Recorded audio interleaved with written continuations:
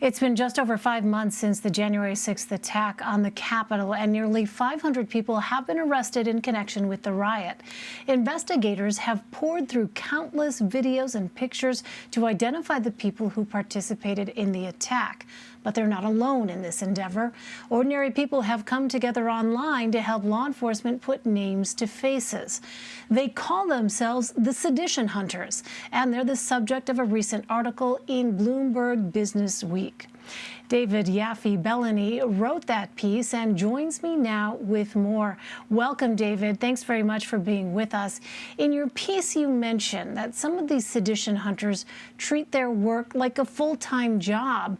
What motivates them to invest so much time in trying to identify the people who stormed the Capitol? I think it's a combination of factors. Many of these people, like certainly many people who watched the events of January 6th unfold on television, were just appalled and wondered, whether they could do anything about it, whether there was some sort of small action that they could take that could contribute toward the investigation or the process of holding those who were involved accountable. So I think that's the primary motivation for many of these people. But there are also sedition hunters who have serious backgrounds in open source research or software engineering, who I think took a kind of nerdy fascination in the technical challenges of collating and analyzing the reams and reams of footage that emerged from January 6th and using that information to identify perpetrators or set up tools for other sedition hunters to kind of perform their own investigations into the riot. Yeah, it was really fascinating to see the details in your piece of just the extent to which some of these folks actually use that knowledge that they have to, kind of, as you say, collate all this data. But how has law enforcement reacted to these amateur investigators? So I think the FBI has actually been pretty grateful. Certainly, since January 6th, the feds have repeatedly asked the public to come forward with as much information as they can, and have sort of appreciated any tips that they've gotten. This is an investigation of unprecedented scope. There were hundreds of people at the Capitol that day. Hundreds have been arrested, but there are still hundreds out there who haven't been. And so I think that the government has been grateful for all the help that it can get from the public. Do we know how many arrests are attributed to these so-called sedition hunters? There's no exact figure. When I spoke to the FBI, they said that dozens of cases had been assisted by tips from the public. But of course, breaking down which of those tips came from sedition hunters versus family members or friends of people who were there on that day, isn't easy to calculate. But certainly in the arrest affidavits that have accompanied the formal charges in a lot of these cases, you've seen explicit references to the work that sedition hunters have done and the leads that they've posted on Twitter and that sort of informal investigation.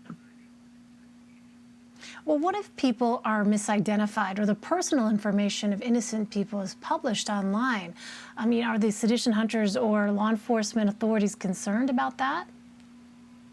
So certainly there have been instances of that since January 6th. There was a Chicago firefighter, a retired Chicago firefighter who was misidentified. He was actually hundreds of miles from the Capitol during the attack, but had the misfortune of a sort of doppelganger appearing in some of the footage that surfaced after the riot.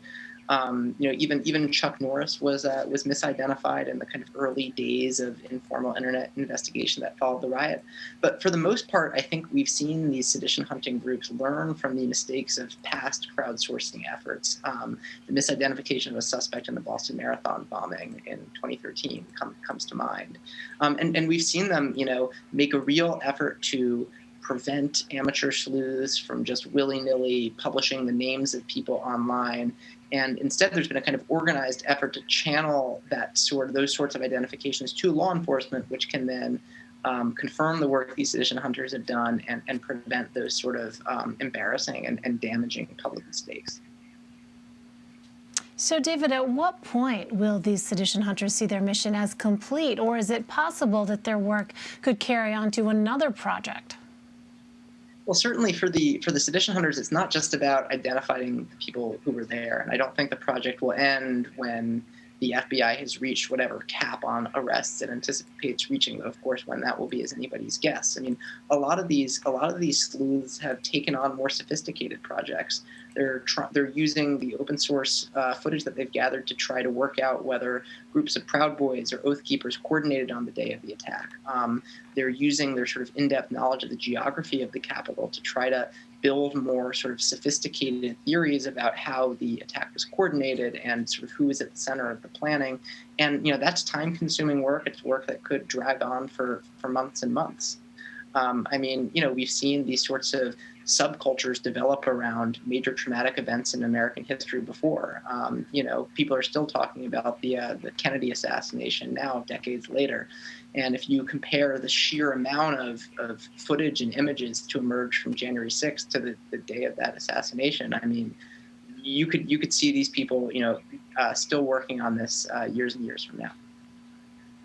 Yeah, I mean, you point out in your piece, one of these sedition hunters is a stay-at-home mom in the Pacific Northwest who annotated nearly 100 hours of video and compiled that in a spreadsheet that's been widely shared, just to give people a sense of the amount of work that we were talking about. David Yaffe-Bellany, thank you so much for joining us. Really appreciate it. Thank you.